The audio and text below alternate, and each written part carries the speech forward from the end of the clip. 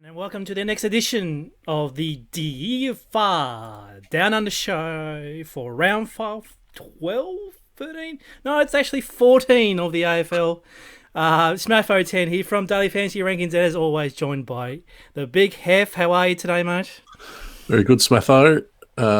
New head coach role for you, judging by that hat. Yes, I am putting Throwing that in the ring. Wow, the Sixers, boy, geez, what a couple of weeks it's been in the NBA bubble.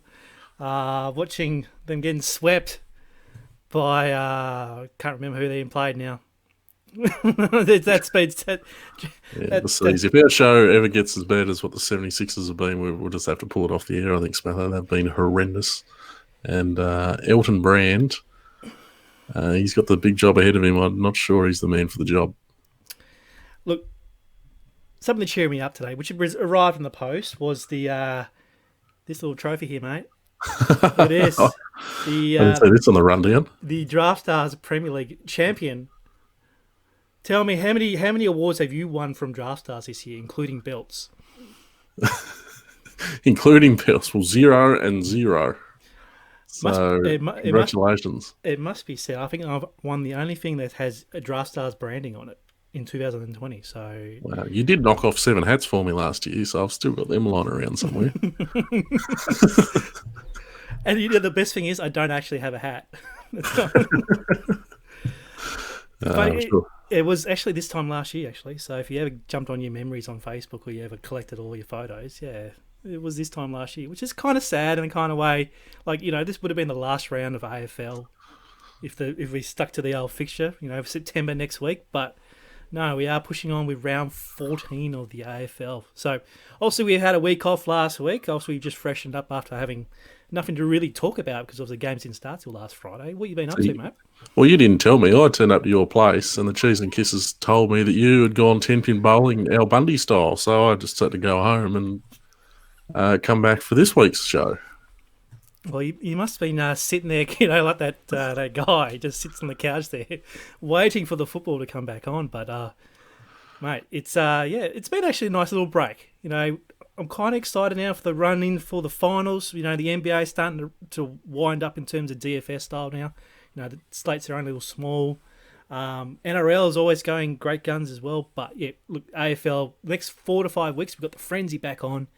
And there'll be plenty of fantasy action.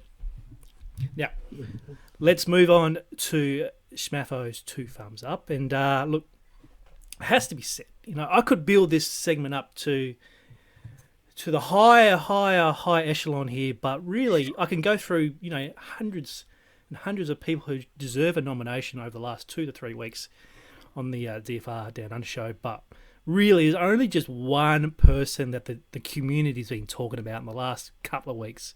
His name is Reich D. I think that's how you spell it, the German Reich with a D and the 1 on the end. Look, I don't really know because he's a bit of a mystery man or woman. I can't be gender specific here, but mate, let's talk about what happened on Draftstars over last weekend, and it was quite amazing in terms of what happened. Saturday slate, Sunday slate, multiple positions taking out first, second, and third here. I'll bring up his team first of all for Saturday. Let's have a look here. 1, 2, and 2. Obviously, he chopped that, and obviously a 6th place there. This is for the Saturday slate, which include Freo, the game, the Richmond game, and all that. So, talk me through this kind of GPP lineup. Well, it's an absolute belter, isn't it? He went the McAvoy-Bruce pairing, which was pretty popular but pretty sharp. Nailed the midfielders, and I think Daniel Rioli was the obvious key there. 75 from Daniel Rioli is always going to have you in good stead when it comes to GPPs. And Matty Taberner, isn't he having a bit of a season? Very sticky mitts on him. We'll notice this in his Sunday team too, but little 44 from Liam Henry, not scared to play the cheap guys either. Reicht. Is that what we're going to call him? Right. Well, the Fox. I don't know his thing there. The Fox. Yeah, that's easier. Now, I brought up his Sunday team as well, where he's gone first, second, fourth, and fifth. Look, we talked about Geelong over Adelaide. Was the, you know, obviously the chalky play from there, but if you look who he ran through the midfield, have a look what happened there in his winning team. Well, yeah, Matt Crouch. Unbelievable. Jack Stephen there, 110 at 60%. So that was... it's not very often that the chalk, if you're not with the chalk, it'll kill you that badly. And if you didn't have Stephen, you had no hope there on Sunday. Another little cheap guy there, Harry Schoenberg, just the 40-odd. He was able to carry that through. Nick Natanui having a super year. And that Adelaide pairing, Crouch and Laird, when all the talk was about the Geelong stacks, having the couple of crows in there. And Jake Riccardi now, I reckon this was a really sneaky, sharp play. He had a lot of Jake Riccardi in his teams raked, and obviously that paid off.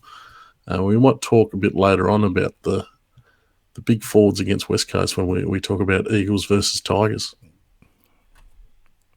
Without further ado, look, smashing weekend from you, mate. You should sign up to the DFR website, by the way, on dailyfantasyrankings.com.au to make sure to see where you are ranked against other players here in Australia. But I reckon you'd be ranked pretty high with all those DFR points accumulated a lot on the weekend. So 2 thumbs up to you, mate. Well done.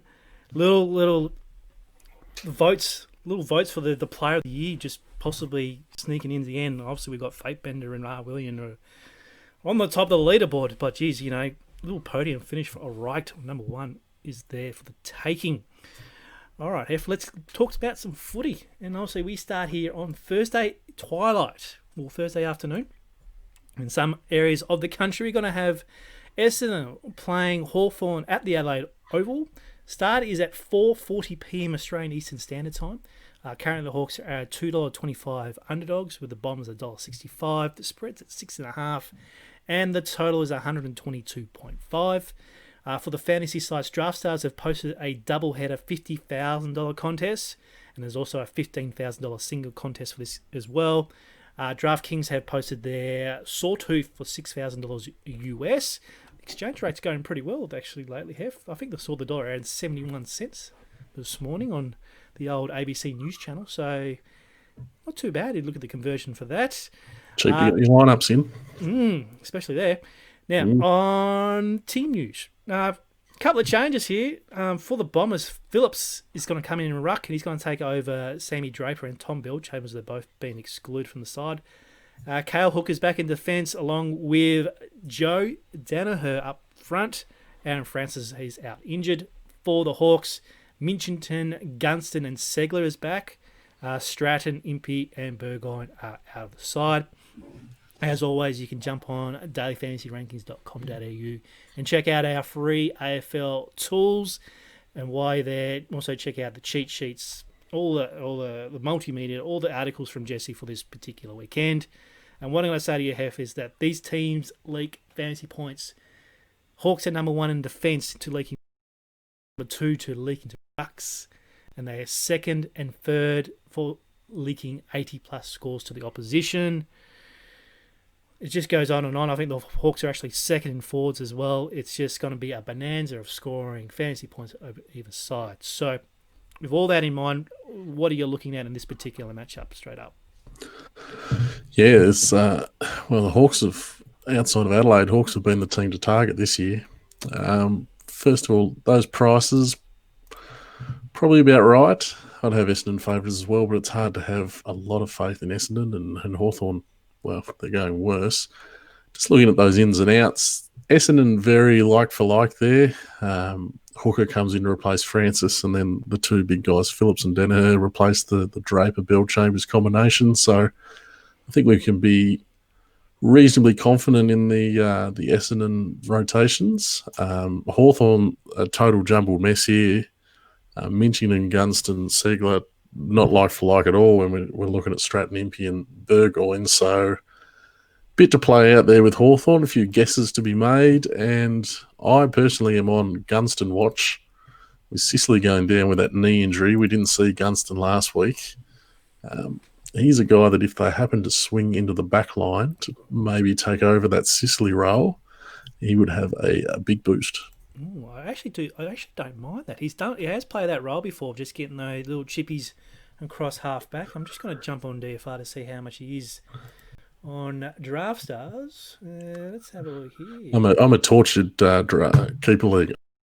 I do live in hope that he's going to get that role, and he does love a +6. So I'm not saying it's a good thing by any stretch, but it's something to be aware of. 10,380. I don't mind it, especially with the lack of forward options in this particular match. We'll touch on very shortly. But as always, we always start with our rucks. And as I said to you, Hef, pre-show, I wrote up the notes for it a couple of times today, trying to guess who's going to be playing the ruck.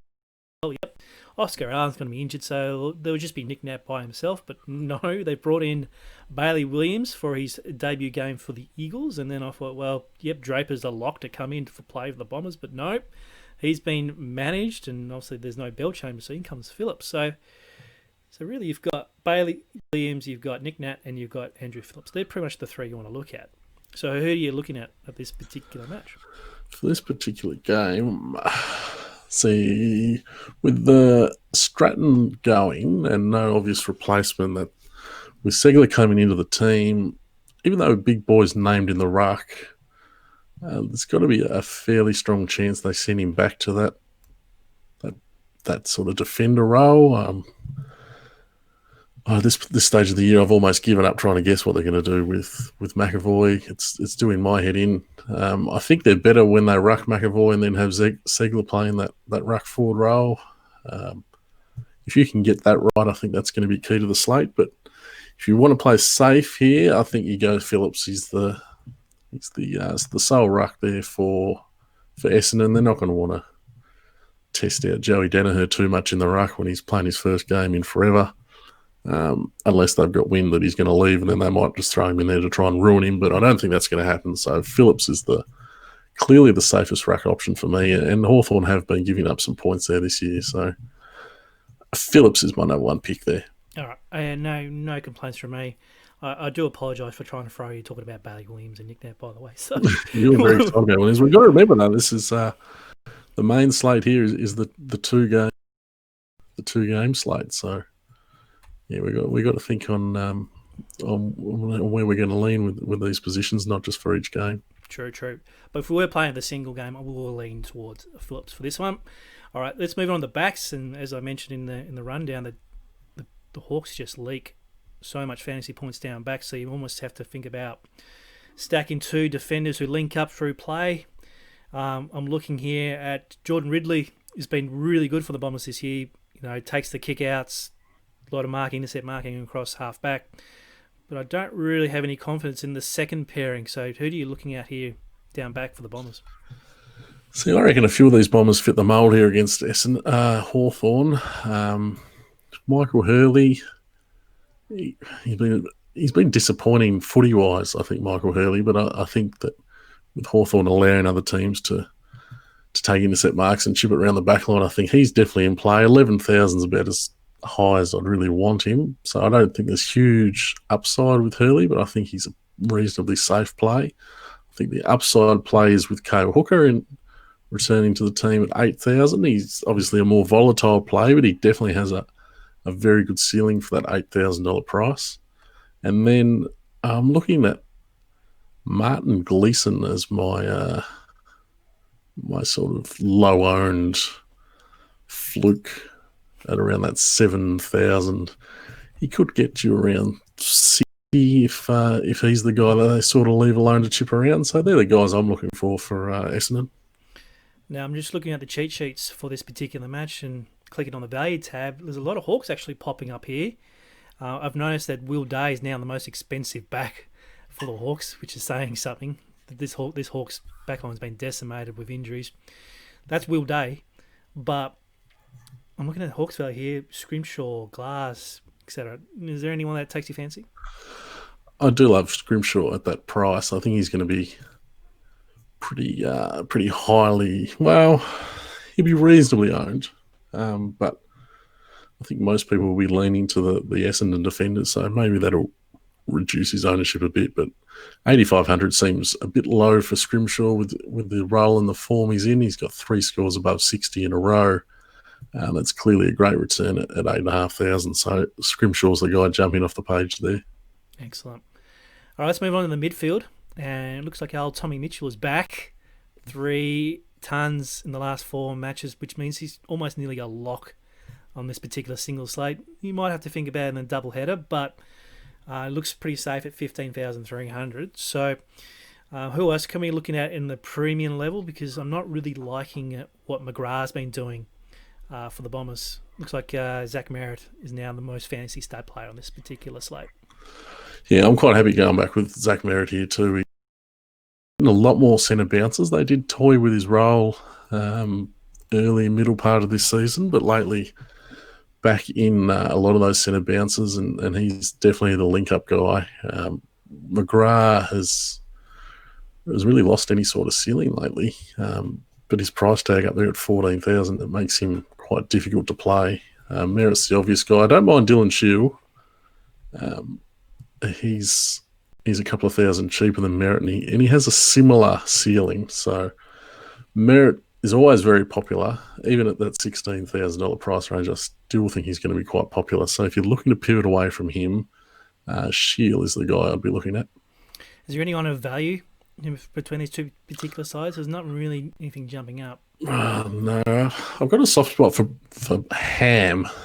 One of my favourite players was Ashton Hams, a little fella from the West Coast, so similar last name, but I do think he's got a bit of talent, Braden Ham, and down there at 7,000, he would be the guy that I'll be throwing in at a cheap price, and I think Cawthorn's a pretty good matchup for a player the style of Ham. He can get on the outside, and yeah, it wouldn't be out of the realms of possibility to see him score in the 50s there somewhere.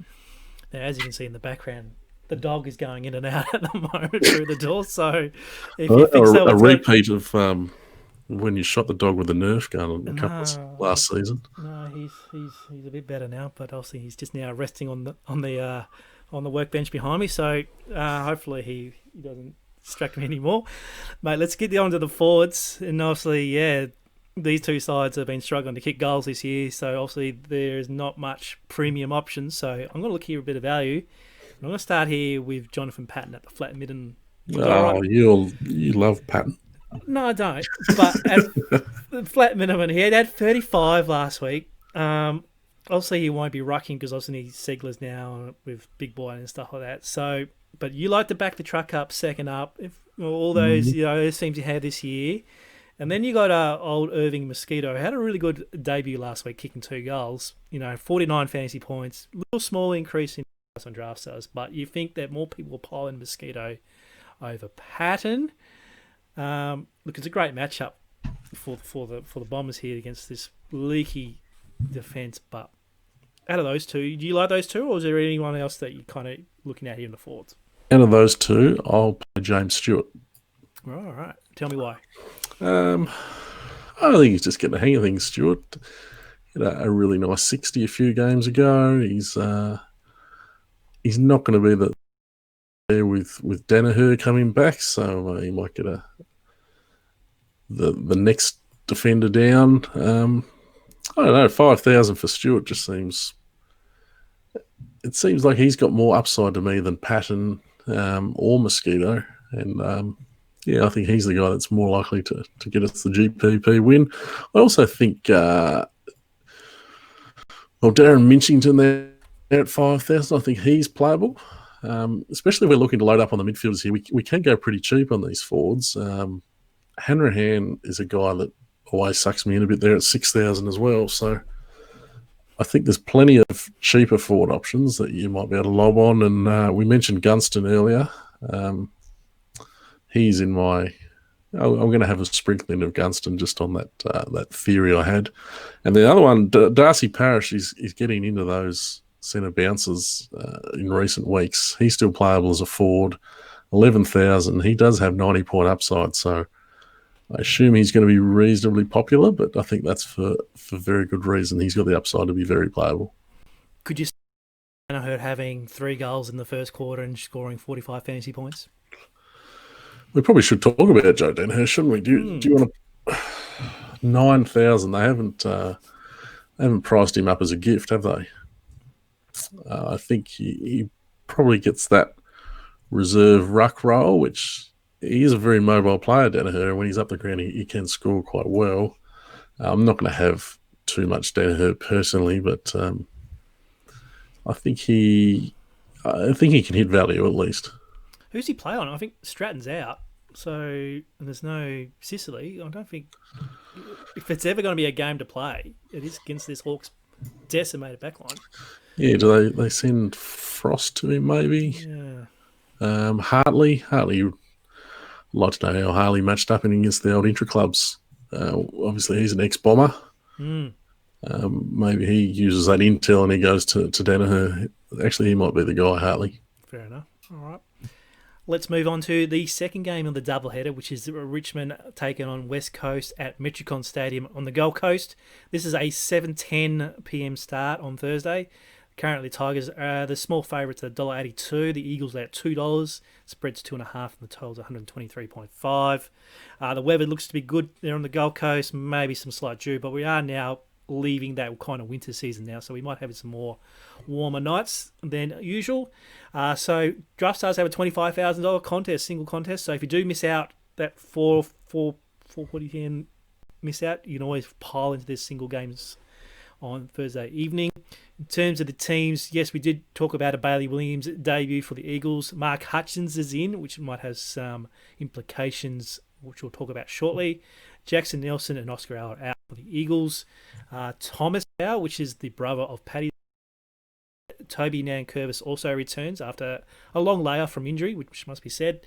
Mabo Choi and Sydney Stack are out for the Tigers. In terms of the DFR tools, they're available on dailyfantasyrankings.com.au. As you expect, these two clubs are very stingy in terms of giving fantasy points away.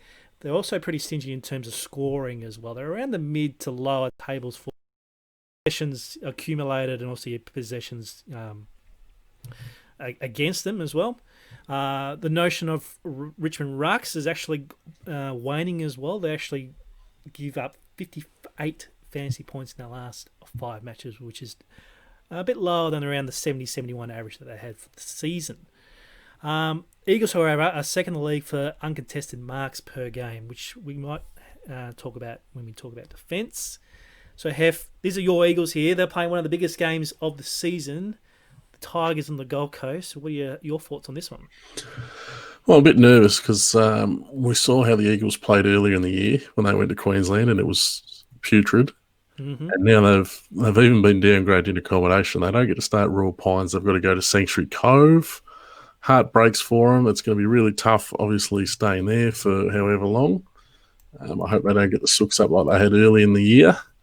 I'd be quite happy being at Sanctuary Cove this time of year, wouldn't you, Smatho? Oh, yes, with my golf clubs. Yes, I'll be big and shit. Yeah, but these are two teams that have been up the top of the ladder for the last few seasons. We haven't actually seen them play very often at all. Interesting that West Coast seem to have had the wood on Richmond the last few years. I put that down to the fact that they control the ball so well and they are very potent up forward. My theory against Richmond is you have to hit them when you get into your forward line because they thrive on the counter-attacking style. We know that they can give up big points to the main midfielders and they don't tag, they don't worry too much if the other team has the ball, but they do hit them on the rebound. West Coast is gettable out the back, the way they set up their defensive structures, but West Coast is also very capable of kicking goals in a hurry, and that's where you can get Richmond. So it just looks set for a super matchup. If there is a bit of dew, that definitely plays in Richmond's hands. I'd much prefer to see the Eagles play them during the day on a really nice, fast, dry deck. What about these fines that have been thrown out from the staging over the last couple of days? You better not cut out what I just said. No, the best rant I've come up with all season. You cut that out. I'm not coming back next week. There might be a little tech issue just before we load it into these fines. Enlighten me. What's happening with the MRO and the fines? Because you could have got a leg up against the Eagles this week. With no Lynch and empty pockets for Richmond blokes. Yeah, well, the AFL, they definitely don't want the Eagles to roll through. They would have left them stay in WA, but no Grimes, no Vlaston. I don't think Vlaston should have gone, but Grimes, if there's ever been a bigger diver, I don't know who it is. I'm going to slow down because you'll cut it all out again. Grimes should have got something. They got to start. It's a blight in the game. They got to start doing. We'll end up looking like bloody soccer if we keep this up. But anyway, where were we? Calm down. It's all right. Let's talk about the rucks then. The Now, rucks. You've been just gagging to talk about Bailey Williams Bailey all Williams. night. Apparently, there's 200 centimetres. He's a jet. Apparently, he's been talked up. He had a good Marsh series all that time ago. I remember watching him saying he's actually not too bad. But how is he going to get a game with? He's got Vardy and he's got Hickey, and Nick Nat. So Oscar, yeah. So is he going to be fantasy relevant against in this particular game? Like, the Soldo is in and Nankervis is in, so that's dual. Like, they're just unappealing already. But then you got Nick Nat, who's probably going to have less time on the ground now with Bailey Williams in. So surely it's just him and move on, is it? Look, I don't think Natanui will have less time on ground, actually, because Williams, I think most of his junior career, he's been predominantly a forward rather than a ruckman. I know they were talking him up as a bit of a white Nick Natanui, which is basically what they say about anyone who's really athletic and tall that comes through. I remember the last one they called that was Sam Day, and yeah, give us a break there. But look, I don't think he's going to score too well. He is a genuine forward, though. He kicked 6 in one of those tremendous scratch matches they've been playing to try and keep everyone up to the mark in the twos. Kicked 6 against Hawthorn. But I don't think he's going to get a whole lot of ruck time. Natanui paid 78% game time last week, which if there's one guy who's loving the shorter quarters, it's Nick Natanui. I think Williams just comes into that Oscar Allen third tall, chop out in the ruck role. I think he's going to have a bit to go to be at Oscar Allen's level of production. So I'm not overly high on him from a fantasy perspective, but I am high on Natanui. He's going to carve up these two Richmond mugs. Great. Mugs. And watch Nankervis have it 85. Get out of it. At 3%. Don't you remember Nankervis when we used to just play against him every week? And it was just a fill-up town every single week against Nankervis. He did get his own, but how good to play either of them against Natanui? The toughest matchup for a ruck in the comp. We've seen Brody Grundy end up in a body bag going up against Nick Natanui. And Nankervis get out of town. 12k Natanui. That's play of the slate for me. Fair enough. Now, someone who's not a mug, one of your favourite players, Bashir Hooley, is second up after a bit of a subpar performance. It must be set up in Darwin, and that kind of affected Jaden Short's production as well. So these two can't play the same role now anymore. It was all about Bashir Hooley across halfback. Short's come across here, and they're just not sure what to do with those two. So, but on the flip side, we had a fantastic pairing of Rotham and McGovern last week, who just carved up last Sunday evening. So most people will just pair them up again at those particular salaries and moved on, or do you have any other thoughts here in the fence? I've got a few thoughts, which is rare for me, but Hooley, he is the epitome of back the truck up. Just the nice little pie opener against Essendon, blow the cobwebs out. Now against the press of West Coast, they're going to need Hooley to have a big game. He'll be running around getting plenty of kicks. Don't worry about that. McGovern had an unbelievable game last week against GWS. He had more intercept marks than you have bloody hats. Yes. And there's plenty. Still only had 82. So I just don't think that a 10.5. He was on 0 at quarter time. That must be said. Actually, a lot of the backs were like, he can hit value, but he's like, so I'm not saying you can't win if you play McGovern, but he's got to play unbelievably well to get up towards that sort of 80, 90 mark. And at 10.5, you want him to be getting at least 60 something, and you want the potential to be there to get the 80s. And he's got to play unreal to do that. It's got to be the quick backup. It's got to hurt an athlete like McGovern a bit more than others too, I think. But he's a freak. Rotham, still only 8,000. He's really, performing well in that sort of back pocket role. Richmond, we know, give up points to backs. I think Rotham is a guy who's well placed to take advantage of that. Another guy who's getting really cheap when we're talking about that $10,000 price range is my man Bunga Hearn. He's actually, what is he there? A couple of $100 more expensive than McGovern. Now, in a vacuum, Hearn is the better play every day of the week. If he's the same price as McGovern, the issue with Hearn is he's been so flat all year around that sort of 50, 60. That's why his prices obviously come down. We haven't seen the big games from Hearn, but maybe this is time for Bunga to step up, I think. Has he been taking the kick-ins? I think McGovern does them now. Well, they've been spreading them around, it seems. He seems happy to take a bit of a back seat, Hearn. He's obviously getting on in his career, but he's still talking about playing next year. I think he can still stand up when required. I think he's probably just pacing himself through the season. So this is a massive game, and he is a big game player. So I am very happy to have Hearn in my sides. There is actually some good options here. Like, you got Brad Shepherd, who's been playing pretty well at 13,000. Liam Duggan is at 11.9. He's going to be criminally underowned after having a 46 last week. There is some good pivots here. Definitely, but if someone said Hearn is as cheap as any of these, wow. I might be hanging on to past glories, but I love Shannon Hearn. Fair enough. All right. Now let's look at the midfield. And there's some expensive Eagles options here. You got to have all these blokes here before you get down and see Dustin Martin, who's around the mid-table. I did like Shai Bolton. He's starting to come good. He actually had a 4-quarter effort last week. 21 and 24 CBAs, 96 fantasy points, and he picked up the best on ground in there. So I reckon he's a good play, possibly forward. Availability might help him. But then we talked about Hutchins, who's come in the side to tag Dusty, and there's a body of work there in terms of what happens when Dusty gets tagged, especially from Hutchins. So, and the last one I want to bring up is Luke Shuey, who's been pretty disappointing in our last few weeks, especially without Elliot Yeo. You must think, that's plug and play and move on, but he's just not producing. So, out of these expensive options, is there anyone you're kind of looking at to play and looking to avoid?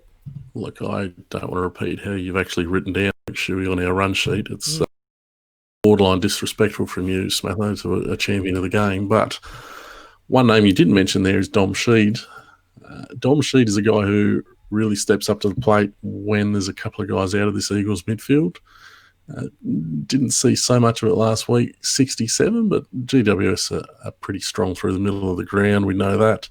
So with Yeo and Redden out, I think that means there's plenty of time for the West Coast midfielders in the big four now. There's Gaff, Kelly, Shuey, Sheed. I think they're all playable. I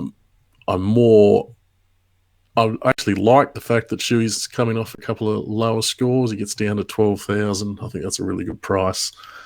We know he can step up in big games.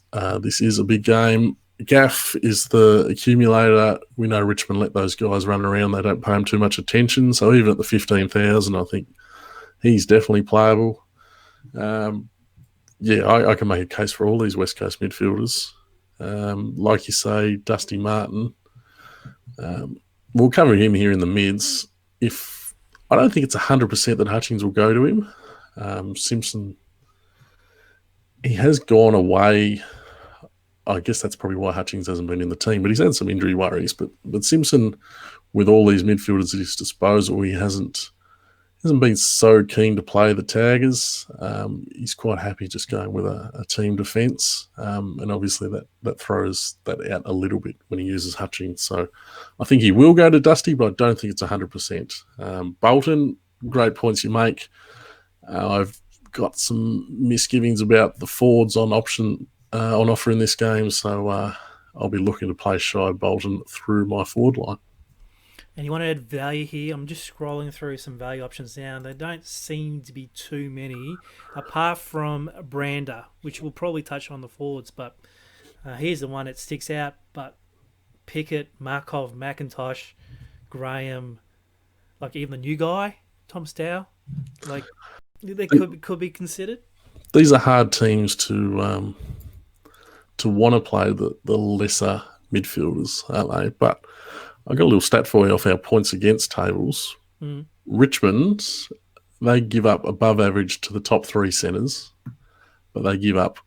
They're down the bottom of the table for points allowed to the bottom three, whereas West Coast they're allowing nearly 5 points a game higher than the average to the opposition's bottom three midfielders.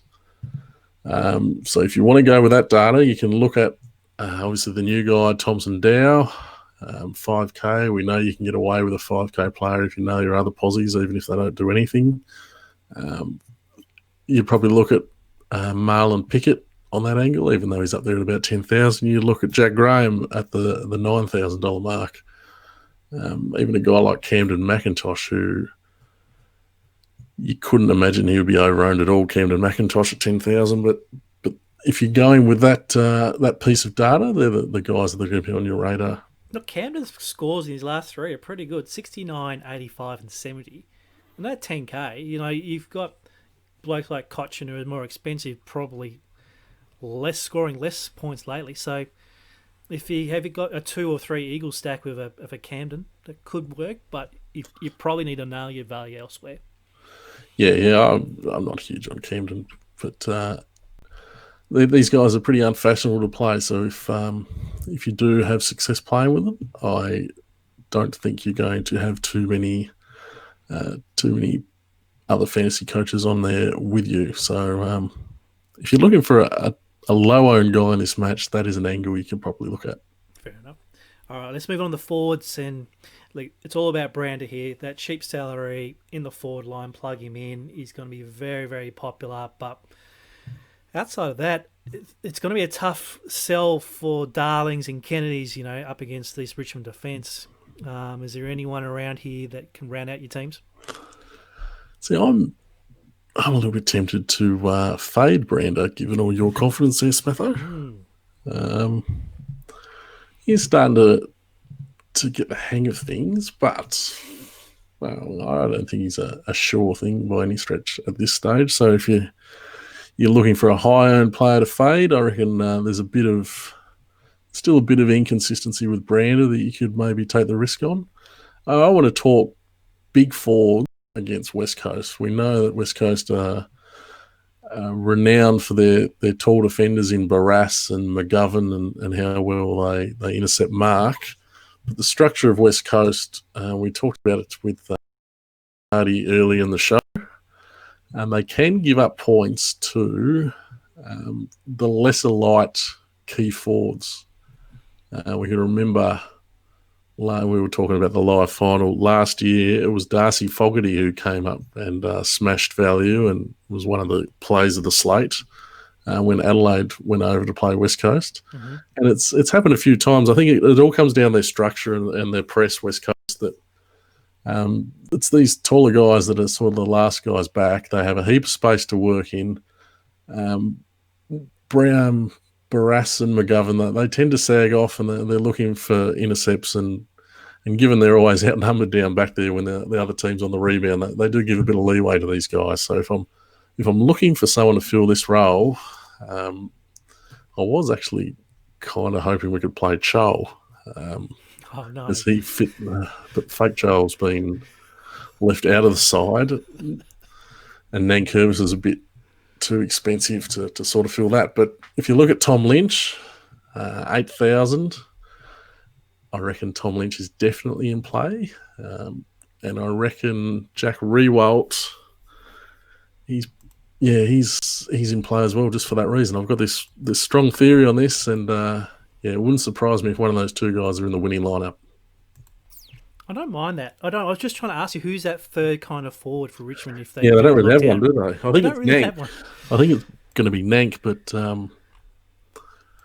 9,800 for Nank, and you're paying sub 9K for Lynch and Riewoldt. I think Lynch is probably going to be the deepest guy, and you want the tall guy because they can be caught on the hop if you can get the ball in quickly against the Eagles, and if you get the ball in quickly to Lynch and he doesn't have someone breathing down his neck, then he can take some marks and kick some goals. So I think Lynch is in play. Touchy subject going for the neck, especially with Lynch. Well, he's another one that should have gone. Like, what is going on? No, he shouldn't. I'll be serious. He shouldn't have gone at all because these backmen, back in the day, these backmen would have been knocked over the fence back in the good old days of footy. And now you can get away with anything you want. You can kneel, you can bloody pinch like Stratton, you can get away with all sorts of stuff because anytime someone goes anywhere near striking your back, they're in hot water. So good on him. Good on him. I don't think he should have gone. I think a couple of these guys do need a bit of a clip. But anyway. Well, you just gave him one. So you feel better now? No, I'm not clipping Lynn. I'm clipping, like, you can see Hurley's, like, getting into him. He's, like, he hasn't given him an Andrew Gaff around the jaw by any stretch. So, yeah, play on. Play on. All right. Play on. All right. Man's game, Smatho. On that note, we'll wrap up the show here with Hef unloading on the past. So make sure you subscribe to our YouTube channel for future DFR Down Under shows from myself and the Big Hef.